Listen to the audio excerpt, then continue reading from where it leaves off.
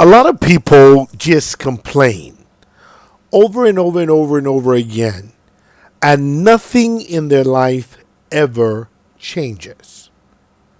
The same thing is so in the magical community. There's a lot of people talking about what kind of badass witch they are, or magical practitioner, or hoodoo worker, or whatever you call yourself. And their lives look like shambles, like junk. It's easy to get a camera and to light a candle and do some type of incantus on film. It's something else to have power that really work. When we're delving into hoodoo, everybody's spell work is not equal. You got some people that can take the peppermint and take the basil, take whatever herbs they're working with, mix them all up, and something miraculous happen. There are other people that can take the same ingredients and say the same words and nothing happens. There are rules to the game we play, to the profession we profess. And if you're not willing to put in the work of doing what it takes to be a powerful practitioner, a lot of the stuff you do will not work. That's why your love spells fall flat. That's why your sugar in your honey jars, they're not doing much of anything. It just falls flat. Because you're not willing to put in the work. If you're to be a strong practitioner, you must do those things which will make you strong. There has to be a deep spiritual connection that ties you in with the essence of the plants and the environment. And by the way, let me say this for those of you hoodoo workers who don't feel as if what we're doing is witchcraft. When we're working the art of witchery, dealing with herbs and earth, that is the craft of the witch. Don't let Hollywood define what we truly are. Nor should you be ashamed of what you are.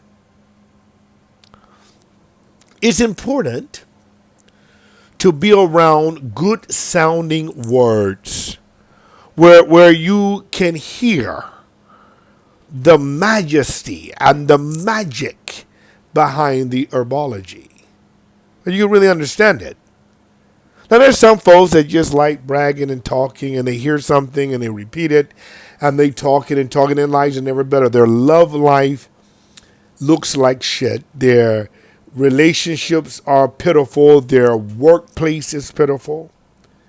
And you can follow them if you choose. You can follow them if you want. I don't advise it.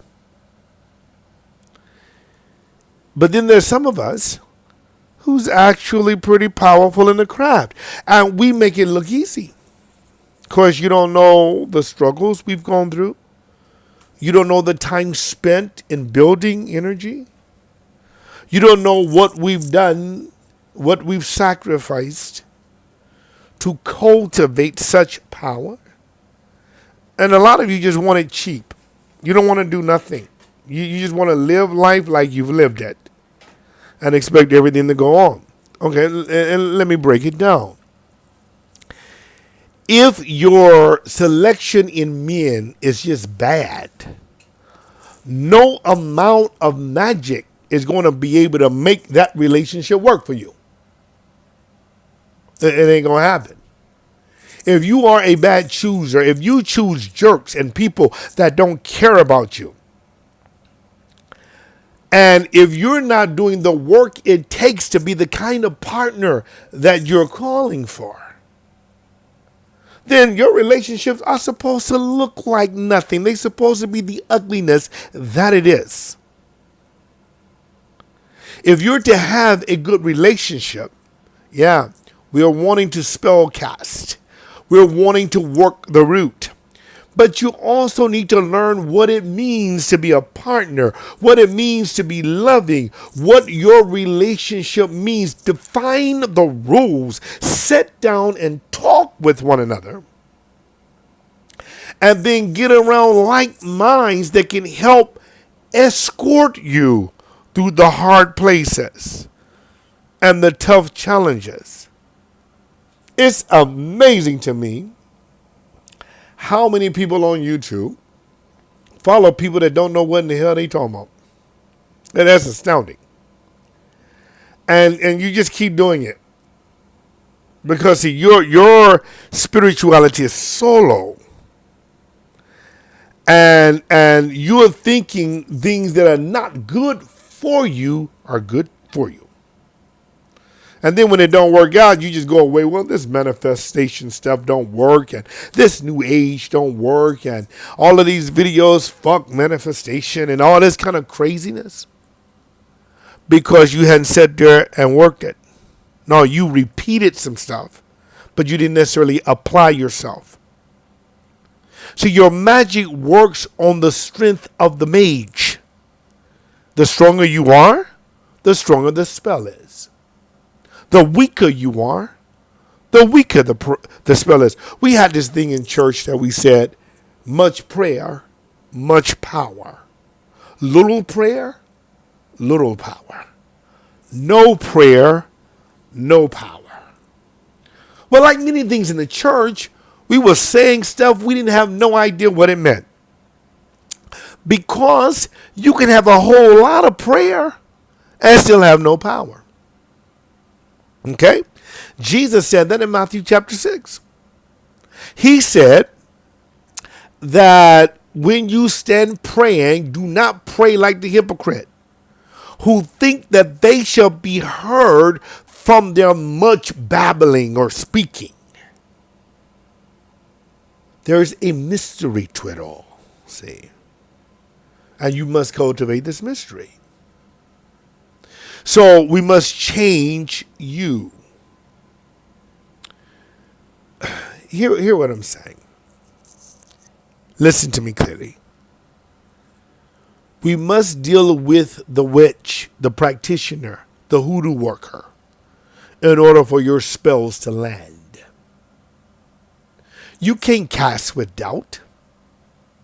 You can't cast with a facade, or you can't cast just knowing a few words. No, you must cast with a clarity of mind and soul. Now, when you hear a preacher or anyone talking about a soul, and most preachers don't know what they're talking about, what they're talking about is your subconscious nature, that inner knower. So there's a lot of Carl Jung work that you probably need to do. You need to find out what is the subconscious mind and how does it work for my benefit and my detriment. What is that that's causing me to self-sabotage? What is that that's hindering my way? I'm wanting a house and I'm still in a shack. I'm wanting a man and I'm ending up with boys. I'm wanting a woman and I'm ending up with little girls in the mind, not in age. In the mind. Things are not moving the way that I thought they should move. It doesn't seem like I'm being successful at my job. How do I turn it around? How do I fix this?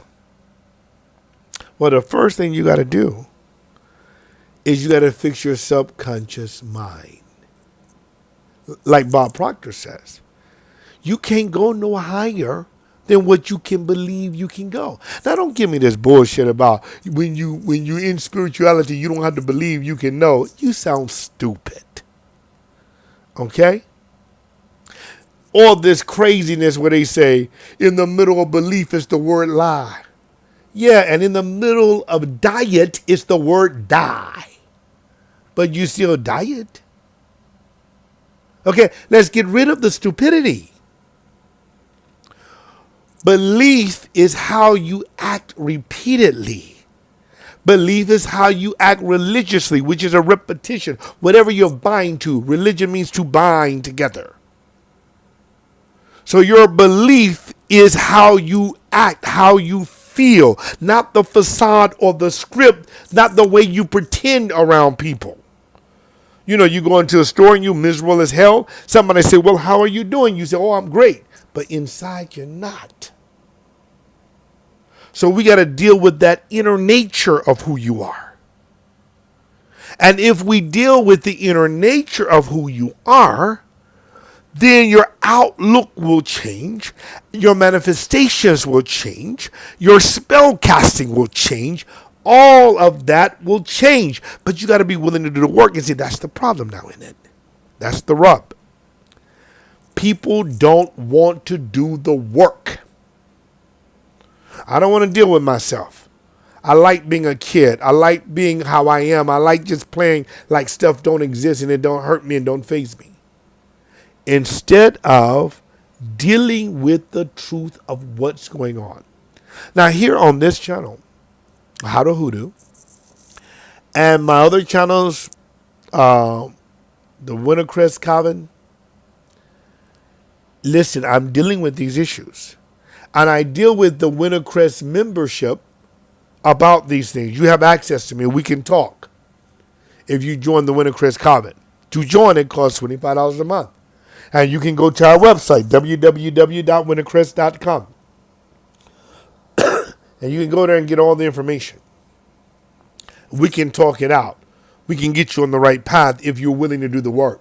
Now, if you're willing to do, if you're not willing to do the work, it doesn't matter what nobody says. But if you're willing to do the work, you can have the very power of divinity flowing through your words, through your gestures, and through your expressions. And you can turn that pitiful life around into something miraculous.